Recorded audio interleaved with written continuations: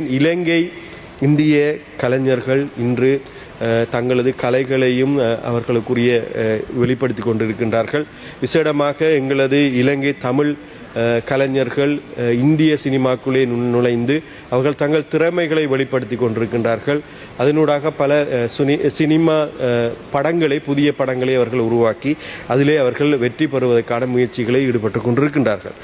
அண்மையிலே இந்திய சினிமாவும் இலங்கை சினிமாவும் ஒன்று சேர்ந்ததாக இளையராஜா இசைஞானி இளையராஜா அவர்களின் இசையிலே வெளியிடப்படுகின்ற புதிய திரைப்படமாக அந்தோணி எனும் திரைப்படம் உருவாக்கப்பட்டிருக்கின்றது. அதில் தமிழ், சிங்களம், மலையாள மொழியிலே இந்த திரைப்படம் உருவாக்கப்பட்டிருக்கின்றது. இதிலே எங்களது இலங்கை திருநாட்டிலே பிறந்தவர்கள் இதை முதலீடு செய்திருக்கின்றார். அதே போன்று இந்த எங்களது நாட்டிலே வாழுகின்ற அந்த கலைஞர்கள் தங்களது வெளிப்பாடுகளை செய்திருக்கின்றார்கள்.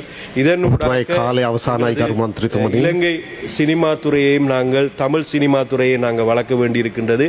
ஆரம்ப காலத்திலே யுத்தத்துக்கு முன்னர் பலவிதமாக இலங்கை சினிமா துறை வளர்ந்திருந்தது, தமிழ் சினிமா துறை. ஆனால் இன்று யுத்தத்துக்கு பின்னர் அவர்களுக்கான சந்தர்ப்பம் குறைவாக இருந்ததனால் வளர்ச்சி அடைய முடியவில்லை. ஆனால் இந்த காலகட்டத்தில் தேசிய மக்கள் சக்தி அரசாங்கத்திலே அவர்களுக்கான